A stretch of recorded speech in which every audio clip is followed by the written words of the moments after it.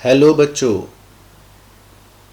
इस चैप्टर का हमने लास्ट लेक्चर के अंदर कुछ क्वेश्चंस मार्क करे थे, आपको एक ओवरऑल डिस्कस करा था आपके साथ इस चैप्टर का। आज की वीडियो में बच्चों मैं आपको अपने साथ 2-3 क्वेश्चंस इस चैप्टर के आपके साथ डिस्कस करने जा रहा हूँ। जैसा कि बच्चों हम सबसे पहले एक प्रॉब्लम यहाँ पर है उसके बारे में चर्चा करेंगे जो हमने मार्क भी कर रखी थी। इसमें लिखा है while preparing the accounts of company following issues are faced। तो बेसिकली इस क्वेश्चन में हम क्या करेंगे बच्चों, हम एक एक स्टेटमेंट को पढ़ेंगे और ये देखेंगे कि कौन सा स्टेटमेंट किस प्रिंसिपल या किस कॉन्सेप्ट से रिलेटेड है जो हम ऑलरेडी पढ़ चुके हैं। ठीक है बच्चों, जैसे सबसे पहले पढ़ते हैं नंबर वन में लिखा है production manager is interested in recording good industrial relations in the accounts. अब हमारा प्रोडक्शन मैनेजर जो है वो ये रिकॉर्ड करना चाहता है कि हमारे इंडस्ट्री में लोगों के साथ अच्छे रिलेशंस हैं। अब आपके अगर किसी के साथ अच्छे रिलेशंस हैं तो क्या हम उसकी मॉनेटरी वैल्यू यानी कि मनी वैल्यू निकाल सकते हैं? क्या नहीं निकाल सकते। तो जिस चीज़ की मॉनेटरी वैल्यू नहीं निकल सकती तो उसको हम अकाउंटेंसी में रिकॉर्ड भी नहीं कर सकते। अब ये बात कौन से प्रिंसिपल ने कही? ये बात बोली मनी मेजरमेंट प्रिंसिपल या मनी मेजरमेंट कॉन्सेप्ट ने। तो जो ये फर्स्ट पॉइंट है ये बेसिकली डील कर रहा है मनी मेजरमेंट कॉन्सेप्ट से। Second, long term success of the company is doubtful due to market competition. इसका मतलब क्या है? इसका मतलब ये है कि अब कंपनी का लंबे समय तक सक्सेसफुल रह पाना या लंबे समय तक चल पाना अब थोड़ा डाउटफुल लग रहा है। मतलब हमें डर लग रहा है, हमें ये लग रहा है कि हो सकता है कंपनी बंद हो जाए जल्दी ड्यू टू मार्केट कंपटीशन, मतलब इतने कंपटीशन की वजह से मार्केट के। तो एक अजम्पशन हमने पढ़ी थी जिसमें हम ये सोचते हैं कि बिजनेस तो चलता ही रहेगा, बंद नहीं होगा, लेकिन इसमें हमें डाउट हो रहा है कि हमारा बिजनेस जो है शायद बंद हो जाए या वो लंबे टर्म तक नहीं चले। तो इसका मतलब सेकंड पॉइंट कौन से कॉन्सेप्ट से डील करता है? गोइंग कंसर्न अजम्पशन से डील करता है।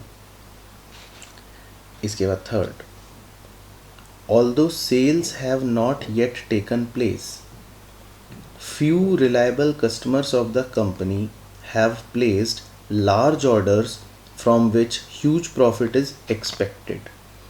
अच्छा, इसमें कह रहा है कि हमने अभी तक सेल्स तो नहीं करी लेकिन फिर भी हमारे कुछ कस्टमर्स ने हमें बहुत बड़े बड़े ऑर्डर्स तो दे दिए हैं जिनसे हमें बहुत ज़्यादा प्रॉफिट होने की संभावना है, एक्सपेक्टेड है।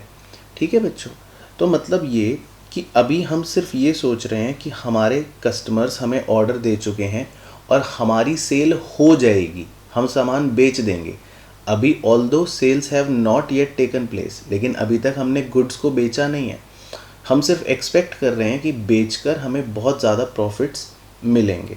तो मैं आपको दिखा देता हूँ बच्चे, इसके लिए इसका एक सेपरेट कॉन्सेप्ट है, हालांकि वो रेलिवेंट नहीं है, उसको बोलते हैं रियलाइजेशन कॉन्सेप्ट। रियलाइजेशन कॉन्सेप्ट क्या होता है? वो ये कहता है कि revenue is recognised when sale has been made और सर्विसेज हैव बीन रेंडर्ड।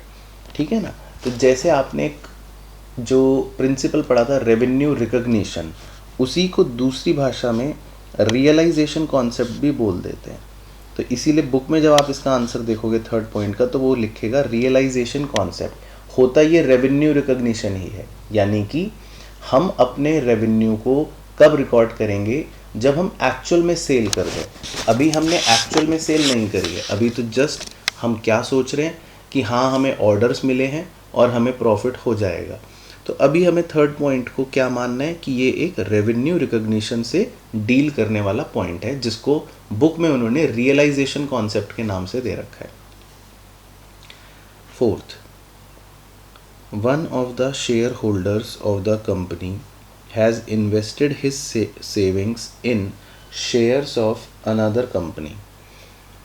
अब हमारी ही कंपनी का एक शेयर होल्डर का मतलब बच्चों ओनर होता है, आप ओनर से समझो, मालिक।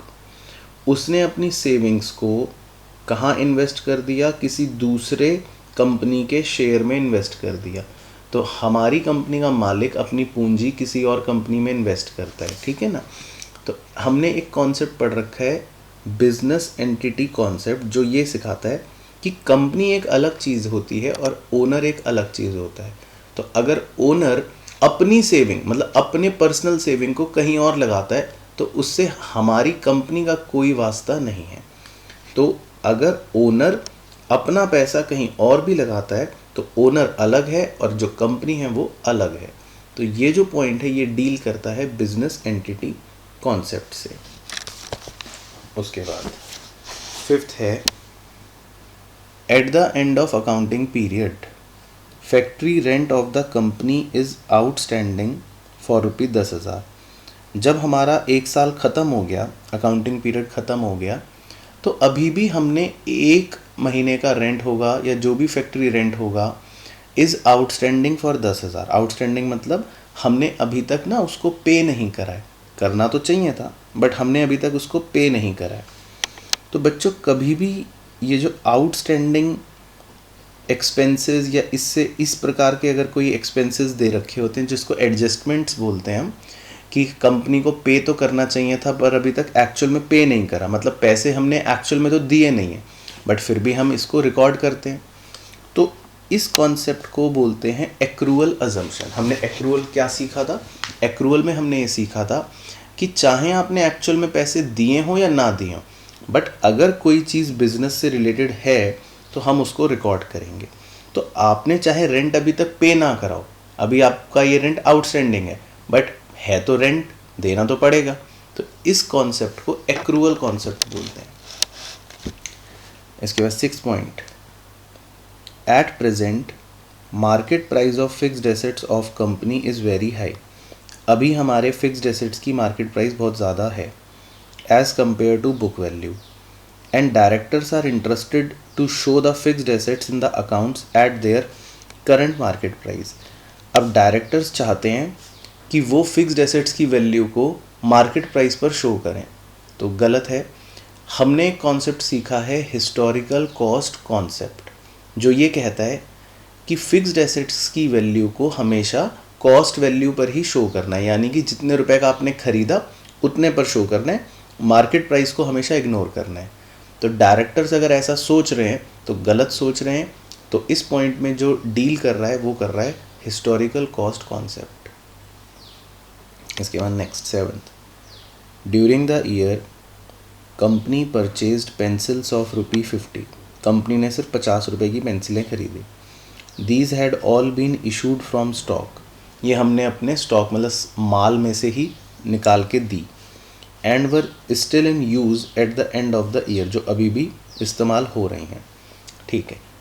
तो कंपनी ने परचेज़ करी पेंसिलें 50 रुपये की। तो अब खाली 50 रुपये की ये छोटी सी एक बहुत ही छोटे अमाउंट की कंपनी के लिए, एक बड़ी कंपनी के लिए 50 रुपये की पेंसिल्स जो हैं वो बहुत ही छोटी मामूली बात है, बट फिर भी उनके बारे में लिखा है कि उन्हें हमने स्टॉक में से दिया जो हम अभी भी यूज़ कर रहे हैं, यानी इनको हम रिकॉर्ड कर रहे हैं इन बातों को। तो ये पॉइंट डील कर रहा है बच्चों, कॉन्सेप्ट हमने पढ़ा था मेटीरियलिटी। मेटीरियलिटी का मतलब था कि अगर छोटी से छोटी बात भी अगर इम्पॉर्टेंट है या रेलिवेंट है हमारे लिए तो हम उसको रिकॉर्ड करते हैं। तो इस कंपनी के लिए 50 रुपये की पेंसिल्स खरीदना भी इम्पॉर्टेंट रहा होगा, इसीलिए इन्होंने इन बातों को भी रिकॉर्ड करा है। यानी ये क्या दर्शाता है, क्या डिनोट करता है? मेटीरियलिटी। उसके बाद 8th directors are interested to adopt WDV method of charging depreciation in place of SLM method in the current accounting period to show higher profits। इसमें लिखा है कि डायरेक्टर्स चाहते हैं कि वो ये वाला मेथड यूज़ करें डेप्रीसिएशन के लिए इंस्टेड ऑफ ये वाला मेथड, मतलब वो मेथड बदलना चाहते हैं डायरेक्टर्स। तो बच्चों हमने एक प्रिंसिपल पढ़ा था कंसिस्टेंसी, कि आप अगर कोई भी रूल फॉलो करते हो तो वो हमेशा सेम करते रहोगे। तो अगर डायरेक्टर्स उसमें कुछ बदलाव चाहते हैं तो इसका मतलब ये कंसिस्टेंसी वाले प्रिंसिपल का वॉयलेशन या उल्लंघन हो जाएगा। तो इस पॉइंट में जो डील कर रहा है वो क्या डील कर रहा है? कंसिस्टेंसी, ठीक है ना। अच्छा इसके बाद अच्छा एक और है 9th a debtor who owes an amount to the company is likely to be declared insolvent. अब एक डेटर जिससे हमें कुछ पैसे लेने हैं, ठीक है ना, जिससे हमें कुछ पैसे लेने हैं, is likely to be declared insolvent. अब लग रहा है ऐसा कि वो व्यक्ति इंसॉल्वेंट हो जाएगा। इंसॉल्वेंट मतलब होता है जिसके पास अब कुछ पैसे नहीं बचेंगे। तो हमें किसी आदमी से पैसे लेने हैं और हमें लग रहा है कि ये सामने जो आदमी है ये तो भाई इंसॉल्वेंट होने वाला है, दिवालिया होने वाला है। तो हमने एक प्रिंसिपल पढ़ा है कि जब भी हमें कोई फ्यूचर में होने वाला नुकसान नज़र आए तो हम उसको फिर भी रिकॉर्ड कर लेते हैं या हम उसको फिर भी कंसिडर कर लेते हैं। तो ये प्रिंसिपल था कंजर्वेटिज्म। कंजर्वेटिज्म में हमने पढ़ा था कि अगर फ्यूचर में आपको लग रहा है कि कुछ नुकसान होगा तो उसको कंसिडर कर लो। तो यहाँ पर हमें नुकसान लग रहा है कि भाई हमें जिससे पैसे लेने थे वो व्यक्ति शायद अब दिवालिया हो जाए, यानी बैंकरप्ट हो जाए, यानी इंसॉल्वेंट हो जाए। तो ये है कंजर्वेटिज्म, ठीक है ना। तो क्वेश्चन यही पूछ रहा था कि अलग अलग पॉइंट्स में आप बताइए कि कौन सा प्रिंसिपल या कॉन्सेप्ट यूज़ हो रहा है, तो वो हमने डिस्कस करा, ठीक है ना। आगे बढ़ते हैं। तो इसी तरह ये सब टॉपिक्स बच्चों आपको नहीं करने, पहले भी चर्चा हो चुकी थी।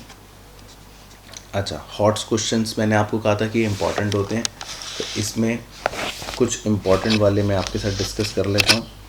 जैसे क्वेश्चन 1 में कह रहा है, Rahul the proprietor of messrs RK and company purchased an air conditioner and installed it at his residence.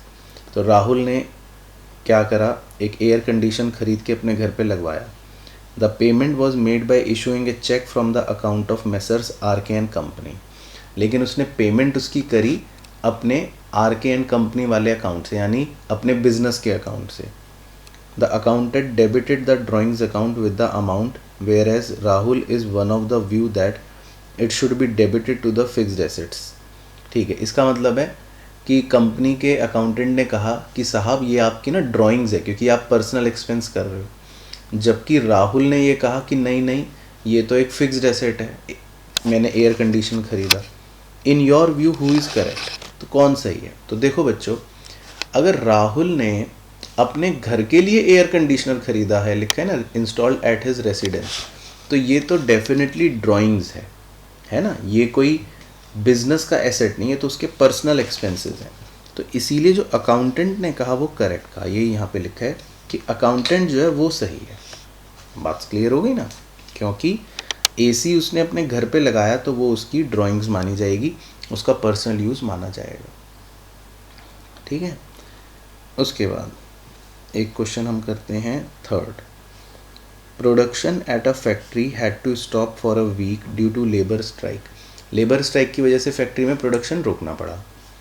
The owner estimated the loss of production and the likely loss of profit arising out of the situation. अब मालिक को लगा कि भाई इससे तो production का नुकसान हो जाएगा। He directed the accountant to record the loss in the books.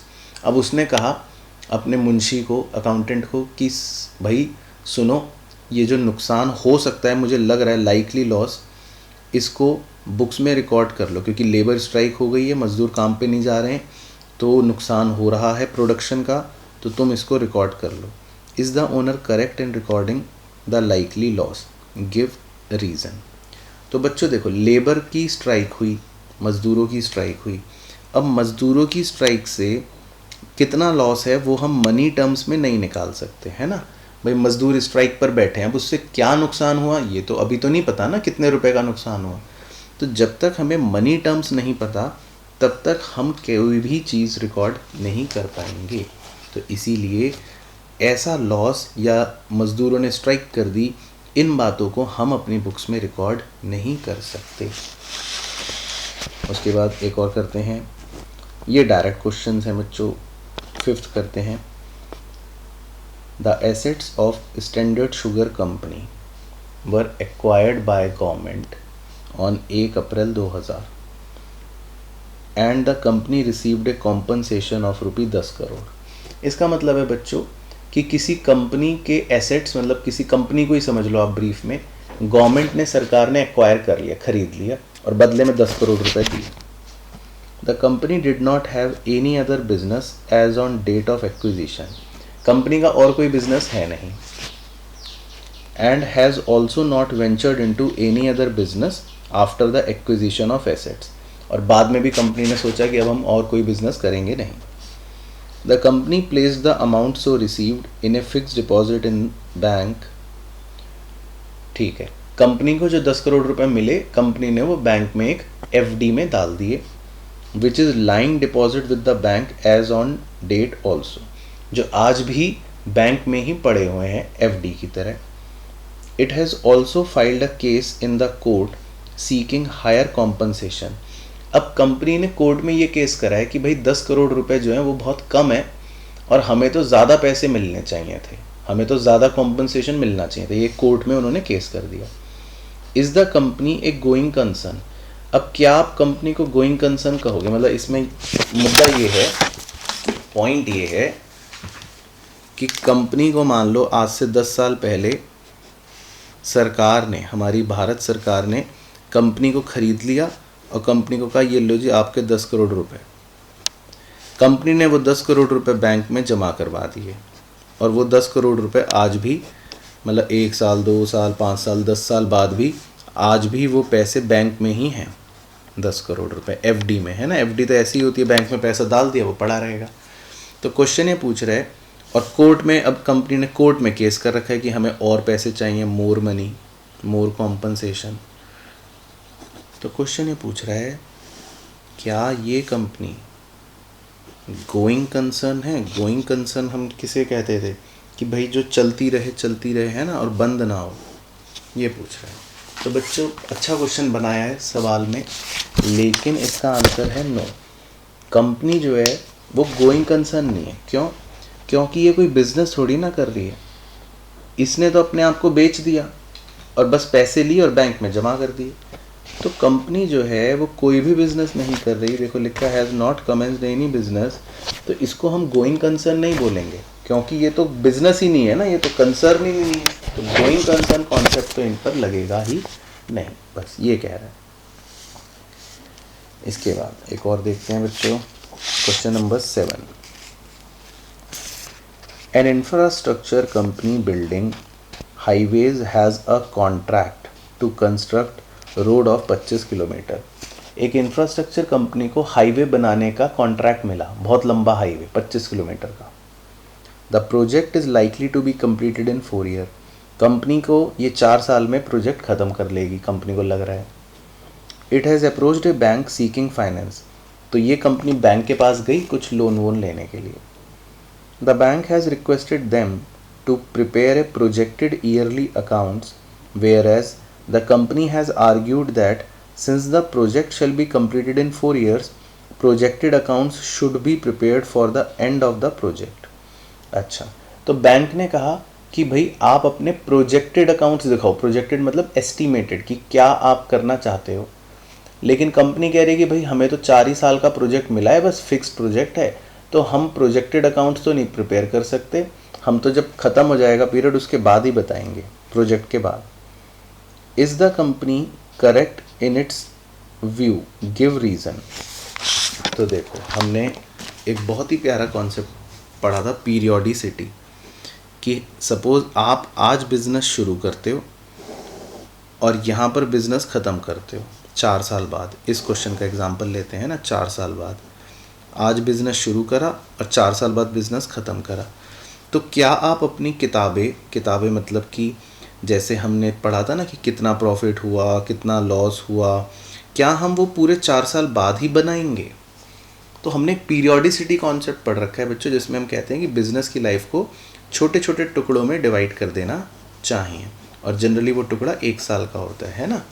तो अगर कंपनी कह रही है कि हम तो सीधा 4 साल बाद ही आपको बना के दिखाएंगे अकाउंट्स, तो इसका मतलब कंपनी गलत कह रही है, बिल्कुल गलत कह रही है कि no, the company is not correct. Company गलत कह रही है क्योंकि ये कहानी लिखा है हमें हर रेगुलर इंटरवल पर अपनी अकाउंटिंग करनी पड़ती है. तो यही बात को क्वेश्चन की भाषा में ढाल के इसमें लिखा हुआ है कि हमें बैंक वालों को छोटे छोटे रेगुलर इंटरवल पर बताना पड़ेगा कि हमारी कंपनी क्या परफॉर्म कर रही है, ताकि बैंक वाला भी सही प्रोजेक्शन कर सके, हमें मॉनिटर कर सके। इसके बाद एक और देखते हैं क्वेश्चन नंबर 9। क्वेश्चन नंबर 9 में देखो क्या लिखा है। Gurpreet purchased 1000 square yards land to build a factory and paid ₹15 lakh towards its cost including registration charges. Gurpreet ने एक बहुत बड़ी ज़मीन खरीदी फैक्ट्री बनाने के लिए और 15 लाख रुपए के रजिस्ट्रेशन के भी पैसे दिए। At the end of the year the value of land came down to 13 lakh. साल के अंत होते होते ज़मीन की कीमत कम हो गई और खाली 13 लाख रुपए रह गई। Gurpreet recorded the land at ₹13 lakh and booked a loss of 2 lakh. अब गुरप्रीत ने क्या करा, अपनी बुक्स में मार्केट वैल्यू जो है 13 लाख उसी पर रिकॉर्ड कर ली लैंड की वैल्यू, और ये मान लिया कि 2 लाख का लॉस हो गया है। Is he correct? तो बिल्कुल ये तो पढ़ते ही नो है, क्योंकि हमने कॉस्ट कॉन्सेप्ट पढ़ा है बच्चों। कॉस्ट कॉन्सेप्ट ये कहता है, हिस्टोरिकल कॉस्ट कॉन्सेप्ट, कि जितने रुपए का खरीदते हैं हम हमेशा उतने रुपए का ही शो करते हैं। तो अगर हमने ज़मीन 15 लाख की खरीदी तो हम 15 लाख रुपए ही शो करेंगे, ना कि उसकी वैल्यू जो करंट वैल्यू मार्केट वैल्यू है 13 लाख वो शो करेंगे। तो गुरप्रीत ने जो ट्रीटमेंट करा वो गलत ट्रीटमेंट करा, ठीक है ना। इस तरह एक और देखते हैं question number 13। An enterprise prepares it's accounts under the accrual basis. Accrual तो हमें पता ही है कि मतलब जब ट्रांजैक्शन हुई तो रिकॉर्ड करना है, पैसे चाहे दिए हों ना दिए हों, लिए हों ना लिए हों। Salaries amounting to ₹10,000 for the month of March were not paid. हमने मार्च के महीने की बच्चों अभी तक सैलरी नहीं दे रखी, यानी कि आउटस्टैंडिंग है। The owner did not want to account it in the books of the account. अब मालिक कह रहा है कि ये ना हम रिकॉर्ड नहीं करेंगे क्योंकि हमने तो ये 10,000 अभी तक पे ही नहीं करे। The enterprise closes its books on 31 March every year. Is he correct? तो क्या ओनर सही सोच रहा है? तो बिल्कुल गलत सोच रहा है, क्योंकि हम ऐसा कर ही नहीं सकते। हमने एक्रूअल कॉन्सेप्ट में ही ये पढ़ रखा है कि चाहे ये पे हुई हो या ना पे हुई हो, अगर सैलरी है मार्च के महीने की तो रिकॉर्ड तो हमें करनी पड़ेगी, चाहे आपने पे करी हो चाहे ना पे करी हो। और यही एक्रूअल का मेन मतलब भी होता है, ठीक है ना। तो इसमें भी हम समझ गए कि क्या करना है। इसी तरह एक और क्वेश्चन देख सकते हैं, क्वेश्चन नंबर 17। इसमें कह रहा है, a company lost vital machinery in an accident on 2 March. Company की एक बहुत अच्छी और बड़ी मशीन जो है एक एक्सीडेंट में क्या हुआ, चली गई, लॉस्ट हो गई। Which will have an adverse impact on its production capacity. तो बच्चों ऑब्वियस सी बात है, अब उसकी वजह से हमारे प्रोडक्शन कैपेसिटी जो है वो कम हो गई। As a result it is likely to lose business to its competitors. अब हमें डर है कि यार प्रोडक्शन कम हो गया कंपनी का, अब हम हमारे कॉम्पिटिटर्स आगे निकल जाएंगे। The company has not disclosed this fact in its annual report for the year ended ये। अब कंपनी ने ये बात छुपा के रखी और कंपनी ने ये बात डिस्क्लोज नहीं करी। Do you think it is complying with the convention of full disclosure. कि आपको लगता है कि क्या कंपनी ने फुल डिस्क्लोजर प्रिंसिपल को फॉलो करा है, ये पूछ रहा है। तो बच्चों देखो, अगर इतनी बड़ी बात है जिसमें हमें लग रहा है कि हमारा लॉस हो जाएगा और कंपनी के प्रोडक्शन कैपेसिटी पर एक प्रभाव पड़ेगा, तो फुल डिस्क्लोजर कॉन्सेप्ट तो ये बोलता था बल्कि कि आपको हर छोटी से छोटी या हर इंपॉर्टेंट चीज़ को डिस्क्लोज करना है, ताकि अगर कोई इन्वेस्टर है, कोई यूज़र है इन्फॉर्मेशन का, वो एक सही निर्णय ले सके कि कंपनी के साथ क्या हो सकता है। तो लिखा है, no the company is not complying the convention of full disclosure. तो इसका मतलब कंपनी ने फुल डिस्क्लोजर फॉलो नहीं करा। As loss of vital machine has adverse impact on the business and thus on its profitability, it being material information should be disclosed. तो बच्चों हमें ये बात ना डिस्क्लोज तो करनी पड़ेगी। हाँ, इवन दो इसकी कोई मॉनिटरी वैल्यू नहीं है तो हम इसको रिकॉर्डिंग नहीं करेंगे। हम ऐसा नहीं लिख सकते लॉस 5 लाख, वो नहीं लिखेंगे, बट डिस्क्लोजर ज़रूरी है। मतलब ये बात बताना ज़रूरी है लिख के कि हमारी एक मेजर मशीनरी जो है वो 2 मार्च को खो गई, लॉस्ट हो गई एक्सीडेंट की वजह से, जिसकी वजह से प्रोडक्टिविटी प्रभावित होगी। इस बात को लिख के डिस्क्लोज तो करना है, तो फुल डिस्क्लोजर प्रिंसिपल जो है वो यही कहता है। तो कंपनी ने फुल डिस्क्लोजर को फॉलो नहीं करा, ठीक है ना। इसी तरह एक ये देखते हैं 19th, an investment company has securities as current assets having market value substantially lower than cost price. Company की कुछ सिक्योरिटीज़, मतलब आप बच्चों समझ रहे हो, इन्वेस्टमेंट ही होती हैं, छोटी मोटी शेयर्स वगैरह, करंट एसेट्स की तरह, यानी कि 1 साल से कम के एसेट्स की तरह कंपनी ने कुछ इन्वेस्ट कर रखा है जिसकी मार्केट वैल्यू बहुत ही कम है कॉस्ट प्राइस से। The company continues to show them at cost, लेकिन कंपनी उसको कॉस्ट पर ही शो करे जा रही है। मतलब कि ऐसा समझ लो कि कंपनी है, उसने कोई करंट एसेट खरीद रखा है जिसकी कॉस्ट फॉर एग्जांपल है 100 रुपये, लेकिन उसकी मार्केट प्राइस या मार्केट वैल्यू बहुत कम है 60 रुपये। अब कंपनी तो उसको कॉस्ट पर ही शो करे जा रही है। तो बच्चों ध्यान देना, जो फिक्स्ड एसेट्स होते हैं या जो लंबी अवधि के एसेट्स होते हैं उन्हें हमेशा कॉस्ट पर शो किया जाता है, उनके लिए तो वो कॉस्ट प्रिंसिपल है। लेकिन जो छोटी अवधि के करंट एसेट्स होते हैं उन्हें कॉस्ट पर नहीं शो करते, उनके लिए ये नियम नहीं है, उनके लिए नियम उल्टा होता है। उनके लिए बल्कि ये होता है कि कॉस्ट या मार्केट प्राइस दोनों में से जो लोअर होगा, दोनों में से जो छोटा होता है उस पर वैल्यू करना चाहिए। इसको हम कंजर्वेटिज्म की वजह से भी बोल सकते हैं और इसका ये एक नियम भी होता है। तो अब देखते हैं क्या पूछ रहा है। Do you think the concept of prudence, देख लो कंजर्वेटिज्म है ना, कि क्या कंजर्वेटिज्म फॉलो हुआ। तो बच्चों कंजर्वेटिज्म में हमने पढ़ा है कि कॉस्ट या market price which ever is lower, यानी जो भी वैल्यू कम हो उस पर वैल्यू करते हैं हमेशा, और कंपनी लगातार कॉस्ट पर ही करे जा रही है। तो कंपनी इसका मतलब प्रूडेंस प्रिंसिपल को फॉलो नहीं कर रही। तो यहाँ पे भी ये लिखा है नो, कि कंपनी इसका मतलब प्रूडेंस यानी कि कंजर्वेटिज्म प्रिंसिपल को फॉलो नहीं कर रही, ठीक है ना।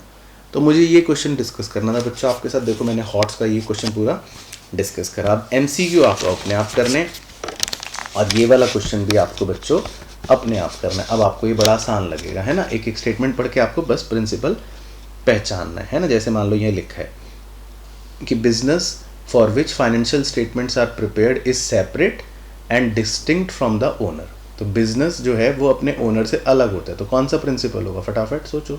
सेपरेट एंटिटी प्रिंसिपल या बिजनेस एंटिटी प्रिंसिपल। या इसी तरह मान लो लिखा है इसमें sale is recognised on basis of cash memo और इनवॉइस। मतलब हम सेल को किस आधार पर रिकॉर्ड कर रहे हैं, कैश मेमो, एक सबूत देखकर, एक इनवॉइस देखकर। मतलब जब हम किसी भी चीज़ का एक एविडेंस के आधार पर रिकॉर्ड कर रहे हैं। तो इसका हमने कौन सा पढ़ा था, वेरीफाइबल ऑब्जेक्टिव प्रिंसिपल। और देखो 12th एक और अभी पढ़ा, closing stock is valued at lower of cost और मार्केट वैल्यू। तो क्लोजिंग स्टॉक को हम कॉस्ट और मार्केट वैल्यू दोनों में से जो लोअर वैल्यू होती है उस पर शो करते हैं। तो इसको क्या बोलते हैं, कंजर्वेटिज्म या प्रूडेंस, ठीक है ना। तो बस ये क्वेश्चन हमें डिस्कस करने थे बच्चों। तो अब आप करके देखना, आपका ये चैप्टर जो है और अच्छे से फिनिश हो जाएगा।